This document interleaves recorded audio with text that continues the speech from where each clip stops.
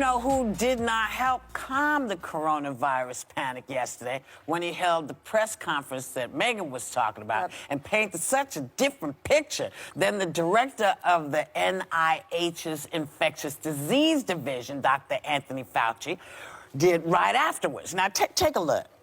There's no need for anybody in the country to hoard essential food supplies. They said to me, could you please tell them, just go and buy, enjoy it, have a nice dinner, relax, because there's plenty, but you don't have to buy the quantities. The worst is yes ahead for us. It is how we respond to that challenge that's going to determine what the ultimate endpoint is going to be.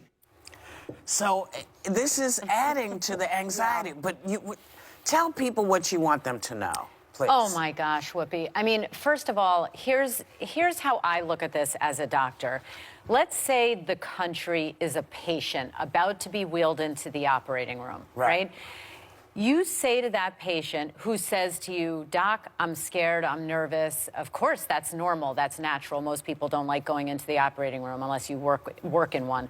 And the answer is, we have a whole team to take care of you. We are prepared for everything from the run-of-the-mill expected to the unexpected, and we are prepared to pivot on a dime and respond accordingly, and we will take care of you, okay? When you hear news from a medical doctor like Dr. Anthony Fauci, who is literally a legend, it's very different from hearing it from an elected official, right? Because we are used to looking in the eyes of someone who is nervous and saying, I understand, here's what we're doing. And yeah, if I were going to do surgery on you, Whoopi, I would say, guess what? You're going to be in pain afterwards. This is going to hurt. That's what Dr. Fauci's message was.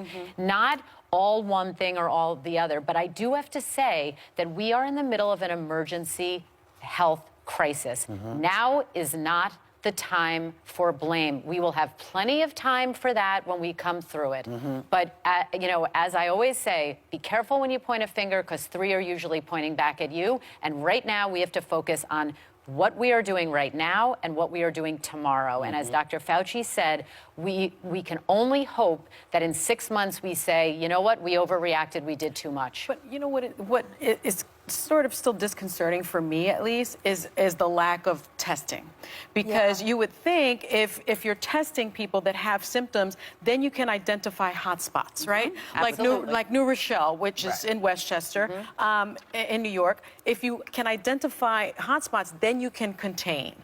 Here, and flatten the curve. Here, we have tested, what, 14,000 people? You have a country like South Korea that's testing hundreds of thousands of people every single day. Very important point, Sonny, and I want to say two things quickly about testing. Number one, in South Korea, of all the people they tested, they only got about 4% positive. That's important information. We do need to test more people, and we want to see a lot of negatives, okay? Right now, you'll be tested first for the flu, and if that comes back negative, eventually, if you, depending on where you live, for coronavirus. But I want to be clear, the drive-by testing is not fully operational yet in many, many places, and that is adding to the fear and frustration. But I don't understand why it's not operational, because the World Health Organization offered the United States this test in January. Why are we now in March and we have this pandemic going on and we don't have There's a lot of test. questions, and we're waiting any day now for the clinical data on the U.S. cases has not been released either, and we need that information. I also don't like the idea of politicizing it in the sense that, like, oh, it's all Republicans' fault, oh, it's all like Democrats' fault.